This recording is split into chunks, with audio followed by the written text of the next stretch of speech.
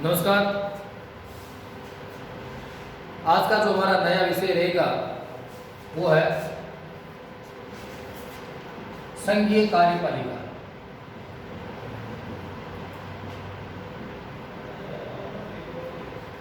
कार्यपालिका सरकार का दूसरा अंग है। सरकार के 3 अंग हैं: व्यवस्थापिका, कार्यपालिका और तीसरा है न्यायपालिका।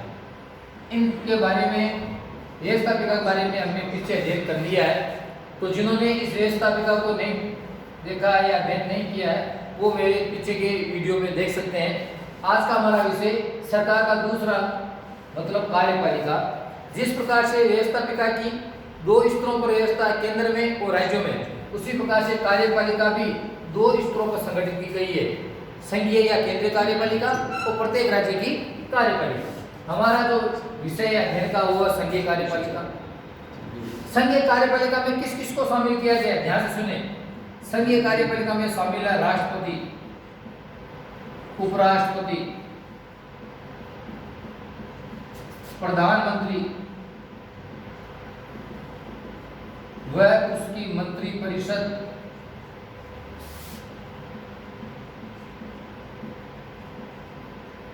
और भारत का महान्यायवादी। इन सबको मिलाकर संघीय कार्यपालिका का निर्माण होता है। किसको? राष्ट्रपति, उपराष्ट्रपति, प्रधानमंत्री और उसकी मंत्रिपरिषद और भारत का महान्यायवादी, ये संघीय कार्यपालिका में शामिल किए जाते हैं। सबसे पहले हम संघीय कार्यपालिका में अध्ययन करेंगे राष्ट्रपति का। भारतीय संविधान का अनुच्छेद 52, भारतीय संविधान का अनुच्छेद 52 क्या कहता है कि देश का एक राष्ट्रपति होगा। ये सीधी सीधी बात कही गई है अनुच्छेद के अंदर, देश का एक राष्ट्रपति होगा। ध्यान रखिए, अनुच्छेद 52 में ये व्यवस्था है। आगे अनुच्छेद 53 क्या कहता है? भारतीय संविधान का अनुच्छेद 53 कहता है कि देश की जो संघीय कार्यपालिका है, इस संघीय कार्यपालिका की शक्ति किसमें निहित होगी? राष्ट्रपति में निहित होगी। संघीय कार्यपालिका की जो शक्ति है वो किसको दी गई है? राष्ट्रपति को दी गई है। आगे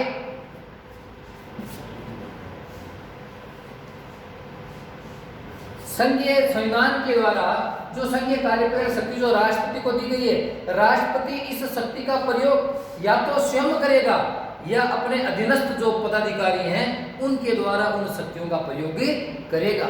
यहाँ पर कुछ बातें समझने की आवश्यकता है। भारत में संसदीय शासन व्यवस्था है और भारत ने इस संसदीय शासन व्यवस्था का स्वरूप किससे प्राप्त किया है? ब्रिटेन से प्राप्त किया है। किससे प्राप्त किया है? ब्रिटेन से। समस्त विश्व को संसदीय शासन व्यवस्था के बारे में जानकारी देने वाला जो पहला देश था वो ब्रिटेन था। तो भारत ने भी ब्रिटेन की संसदीय शासन व्यवस्था के स्वरूप को स्वीकार किया, संविधान में स्थान दिया है। और संसदीय शासन व्यवस्था में क्या कहा गया है कि राष्ट्रपति जो होगा वह संघीय कार्यपालिका का या कार्यपालिका का कैसा प्रधान होगा? वैधानिक प्रधान होगा। कैसा प्रधान होगा? वैधानिक कानूनी प्रधान होगा। और कैसा प्रधान होगा? औपचारिक प्रधान होगा। या फिर कैसा प्रधान होगा? नाममात्र। और क्या कहा गया आगे? संविधान कहता है कि जो देश का जो प्रधानमंत्री होता है, प्रधानमंत्री व उसकी जो मंत्रिपरिषद होगी, वह मंत्रिपरिषद भारत की संघीय कार्यपालिका का कैसा प्रधान होगा? वास्तविक प्रधान होगा। कैसा प्रधान होगा? वास्तविक। इसका मतलब क्या हुआ कि संघ की कार्यपालिका शक्तियां दी तो राष्ट्रपति को दी गई है, सारी कार्यपालिका शक्तियां राष्ट्रपति में निहित है। इसलिए राष्ट्रपति उन समस्त कार्यपालिका शक्तियों का वैधानिक प्रधान है, औपचारिक प्रधान और नाम मात्र का। नाम मतलब केवल नाम का मात्र है। शक्तियां दी उसको दी गई है राष्ट्रपति को, लेकिन उन सभी शक्तियों का वास्तव में प्रयोग कौन करता है? प्रधानमंत्री और उसकी मंत्रिपरिषद करती है। इसलिए प्रधानमंत्री और उसकी मंत्रिपरिषद को कैसा प्रधान माना गया है? वास्तविक प्रधान माना गया। ये बातें समझनी बहुत जरूरी है। राष्ट्रपति जो है इस संघीय कार्यपालिका शक्तियों का केवल नाम मात्र का प्रधान है, मतलब सिर्फ रबर स्टाम्प है। वास्तव में शक्तियों का प्रयोग कौन करता है? प्रधानमंत्री, उसकी मंत्री परिषद करती है। इसीलिए कहा गया है कि राष्ट्रपति जो होगा वो तो क्या कहलाएगा? राष्ट्राध्यक्ष कहलाएगा, राष्ट्र का अध्यक्ष है। और प्रधानमंत्री क्या कहलाएगा? शासनाध्यक्ष कहलाएगा। शासन मतलब सरकार, शासन का अध्यक्ष है। ये इन दोनों में डिफरेंट है। अब आगे राष्ट्रपति के संबंध में आगे चर्चा करते हैं। आगे कहा गया है कि राष्ट्रपति पद की योग्यताएं कौन कौन सी हैं? राष्ट्रपति पद की योग्यताएं, ध्यान से सुने। नंबर 1, वह भारत का नागरिक होगा। जो व्यक्ति राष्ट्रपति पद का उम्मीदवार है वो किसका नागरिक होगा? भारत का नागरिक। दूसरी बात, दूसरी योग्यता क्या है कि वह कम से कम 35 वर्ष की आयु प्राप्त कर चुका हो। न्यूनतम आयु कितनी वर्ष होनी चाहिए उसकी? 35 वर्ष। तीसरी बहुत महत्वपूर्ण है कि वह व्यक्ति राष्ट्रपति का उम्मीदवार हो सकता है जिसमें लोकसभा का सदस्य बनने की योग्यता हो।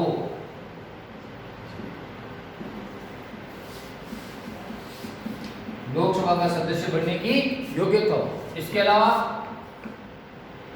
वह व्यक्ति, जो व्यक्ति राष्ट्रपति पद का उम्मीदवार बनना चाहता है, राष्ट्रपति का चुनाव लड़ना चाहता है, वह भारत सरकार या राज्य सरकार के अधीन किसी लाभ के पद पर कार्यरत नहीं होना चाहिए। और अंतिम जो है कि राष्ट्रपति जो है वह भारतीय संसद या किसी भी राज्य विधानमंडल का सदस्य नहीं होगा।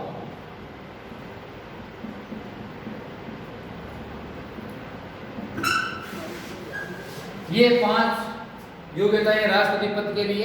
नंबर 1, वह भारत का नागरिक होना चाहिए, 35 वर्ष की आयु पूर्ण किया हुआ होना चाहिए, वह लोकसभा का सदस्य बनने की योग्यता उसमें होनी चाहिए, भारतीय संसद और राज्य विधानमंडल किसी भी सदन का वो सदस्य नहीं होना चाहिए। और अंतिम, ऐसा व्यक्ति जो भारत सरकार या राज्य सरकार के अधीन किसी लाभ के पद पर कार्यरत है तो वह राष्ट्रपति पद का उम्मीदवार नहीं हो सकता। ये राष्ट्रपति पद की विभिन्न योग्यताएं हैं। आगे हमारा चर्चा का विषय है राष्ट्रपति पद का निर्वाचन। राष्ट्रपति का निर्वाचन कैसे होगा?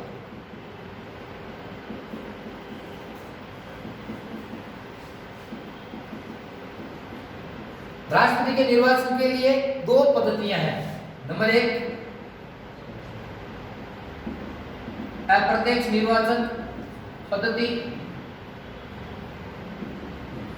और नंबर 2, एकल संक्रमणीय मत पद्धति। ये राष्ट्रपति पद के निर्वाचन के लिए 2 योग्यताएं बताई गई है। अप्रत्यक्ष निर्वाचन क्यों कहा गया राष्ट्रपति के निर्वाचन को?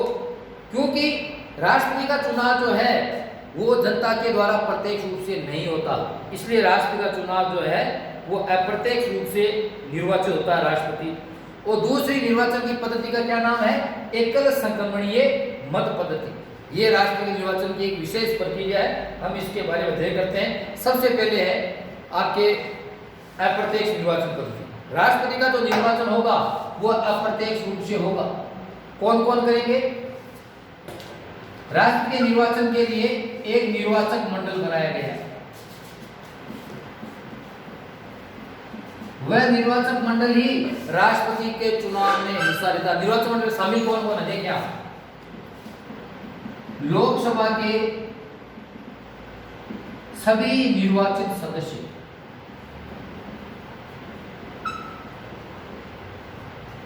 नंबर 2, राज्यसभा के सभी निर्वाचित सदस्य, नंबर 3, जो संघीय विधानसभाएं हैं। संघीय विधानसभा का मतलब क्या हुआ?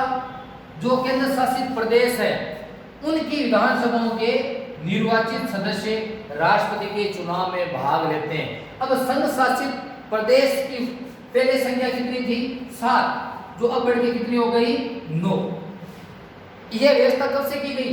17वें संविधान संशोधन जो 1992 में किया गया, उसके तहत व्यवस्था की गई कि दिल्ली व पांडिचेरी, ये जो संघ शासित प्रदेश है, दिल्ली व पांडिचेरी, यहाँ पर विधानसभाएं हैं, इनके जो निर्वाचित सदस्य वो राष्ट्रपति के चुनाव में भाग लेते थे। ध्यान से सुने, राष्ट्रपति का चुनाव अप्रत्यक्ष निर्वाचन पद्धति के द्वारा होता है।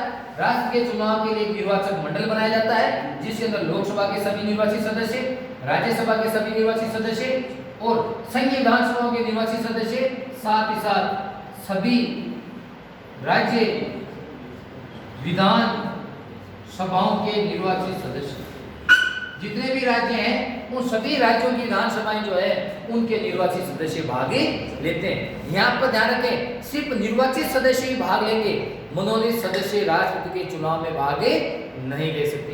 ये थी राष्ट्रपति के निर्वाचन की अप्रत्यक्ष निर्वाचन पद्धति। अब है राष्ट्रपति के निर्वाचन की एकल संक्रमणीय मत पद्धति।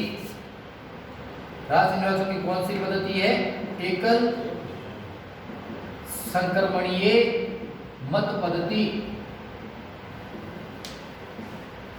संसद के सदस्य, संसद लोकसभा और राज्यसभा के निर्वाचित सदस्य, सभी राज्य विधानसभाओं के सदस्य और संघ शासित प्रदेश दिल्ली और पांडिचेरी विधानसभाओं के जो निर्वाचित सदस्य हैं वो राष्ट्रीय चुनाव में एकल संक्रमणीय मत पद्धति का प्रयोग करते हैं। ये इस मत पद्धति में क्या होता है? गुप्त मतदान किया जाता है। कैसा मतदान किया जाता है? गुप्त मतदान पत्र के द्वारा मतदान किया जाता है और वरीयता क्रम में अपने उम्मीदवार को वोट किया जाता है। जैसे मान लो 4 जने हैं, ए, बी, सी और डी, ये 4 उम्मीदवार राष्ट्र के चुनाव में भाग ले रहे। प्रत्येक उम्मीदवार को वोट देना अनिवार्य है, लेकिन ये वोट कैसे होगा? वरीयता क्रम में होगा। जो निर्वाचक मंडल में जो सदस्य शामिल हैं वो अपनी वरीयता के हिसाब से, मान लो एक सदस्य जो है जिसका नाम है एक्स, वह एक सदस्य इन चारों को वोट देगा, लेकिन वरीयता अपनी पसंद के अनुसार। जैसे मान लो एक्स जो सदस्य है उसकी पहली पसंद ए है तो पहली एक इसको देगा, उसकी दूसरी पसंद राष्ट्र के रूप में सी है तो 2 नंबर पर इसका रखेगा, बी जो है वो उसकी तीसरी पसंद है राष्ट्रपति के रूप में और डी है उसकी चौथी पसंद है। इस प्रकार से सभी सदस्य राष्ट्रपति के चुनाव में जो उम्मीदवार खड़े हैं उनको वरीयता पसंद के अनुसार अपने वोट देगा। यह है एकल संक्रमणीय मत पद्धति जो गुप्त मतदान पत्र के द्वारा किया जाता है। और राष्ट्रपति को न्यूनतम कोटा प्राप्त करना आवश्यक है। अगर पहले चरण की जो मतगणना है, पहले चरण में किन को शामिल किया जाएगा?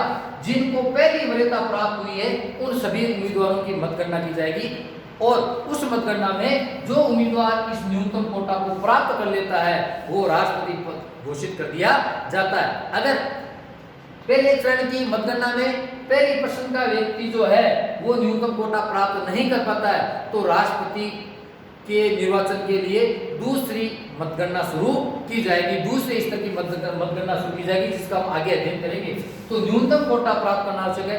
न्यूनतम कोटा प्राप्त करने के लिए एक सूत्र दिया गया है। क्या दिया गया है? दिए गए वैध मतों की संख्या, जो मत सही है, जो वोट सही है, उन मतों की संख्या अवैध मत जो है उन्हें शामिल नहीं किया गया है, और दिए गए वैध मतों की संख्या बटा निर्वाचित उम्मीदवारों की संख्या,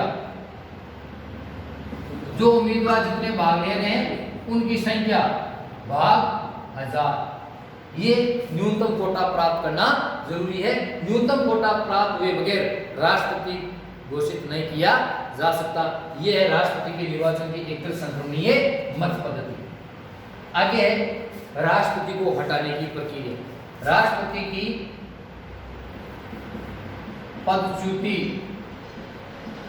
पदच्युति का मतलब है हटाना। तो संविधान में राष्ट्रपति की पदच्युति की प्रक्रिया को क्या नाम दिया गया है? महाभियोग। क्या नाम दिया गया है? महाभियोग। ये राष्ट्रपति को हटाने की प्रक्रिया है। संविधान के अनुच्छेद 61 के अंदर इस महाभियोग प्रक्रिया का वर्णन किया गया है। क्या कहा गया है? संविधान कहता है कि राष्ट्रपति का कार्यकाल कितने वर्ष होगा? 5 वर्ष होगा। लेकिन अगर राष्ट्रपति संविधान का उल्लंघन करता है, संविधान की मर्यादाओं को तोड़ता है, संविधान के अनुसार कार्य नहीं करता है या असंवैधानिक गतिविधियों में शामिल रहता है, तो उस राष्ट्रपति को उसके पद से हटाने के लिए महाभियोग प्रक्रिया शुरू की जाएगी। ये महाभियोग प्रक्रिया संसद के किसी भी सदन में शुरू की जा सकती है। ऐसा नहीं पहले लोकसभा में शुरू करो या पहले राज्यसभा में, नहीं, किसी भी सदन में राष्ट्रपति को हटाने का जो महाभियोग प्रस्ताव है उसे लाया जा सकता है, लेकिन कुछ शर्तें हैं। क्या कि जो संसद का जो सदन राष्ट्रपति के विरुद्ध महाभियोग का प्रस्ताव लाना चाहता है, उस सदन के समस्त सदस्यों की संख्या के 1/4 सदस्यों का उस प्रस्ताव पर हस्ताक्षर होना आवश्यक है। 1/4 सदस्यों के हस्ताक्षर होंगे तभी उस सदन को राष्ट्रपति के विरुद्ध महाभियोग लाने का प्रस्ताव की स्वीकृति मिलेगी, अनुमति मिलेगी। अगर 1/4 सदस्यों के हस्ताक्षर नहीं प्राप्त होते हैं तो वो सदन राष्ट्रपति के विरुद्ध महाभियोग का प्रस्ताव नहीं लाया जा सकता। आगे दूसरी शर्त क्या है? महाभियोग मान लो अनुमति मिल गई तो प्रस्ताव लाने के 14 दिन पहले राष्ट्रपति को इसके संबंध में सूचना देनी होगी। फिर वह जो सदन अनुमति दे रहा है उस सदन में वह महाभियोग का प्रस्ताव रखा जाएगा। अब उस महाभियोग पर उस सदन में विचार विमर्श किया जाएगा। विचार विमर्श करने के बाद में अगर उस सदन के 2/3 सदस्यों का समर्थन हासिल हो जाता है तब राष्ट्रपति के विरुद्ध वह महाभियोग का प्रस्ताव उस सदन से पारित मान लिया जाएगा, स्वीकृत मान लिया जाएगा। उस सदन से स्वीकृति के बाद में उस प्रस्ताव को दूसरे सदन में भेजा जाएगा। अब दूसरे सदन के सदस्य क्या करेंगे? या तो वे स्वयं या एक समिति बनाकर राष्ट्रपति पर प्रथम सदन कौन सा?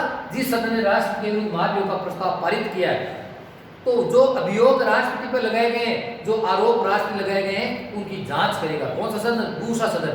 अगर वो आरोप सिद्ध हो जाते हैं तो दूसरे सदन के भी उस सदस्य उस प्रस्ताव पर महाभियोग प्रस्ताव विचार करेंगे और उस सदन के 2/3 सदस्यों की स्वीकृति के बाद में अगर स्वीकृति मिल जाती है उसी दिन से राष्ट्रपति को उसके पद से हटाने की घोषणा कर दी जाएगी। आज की चर्चा हम इतनी करेंगे। संघीय कार्यपालिका के बारे में हमने राष्ट्रपति का अध्ययन किया। अगला जो हमारा विषय रहेगा उसमें हम राष्ट्रपति की शक्तियों का अध्ययन करेंगे। आज के लिए इतना ही। All the best. धन्यवाद।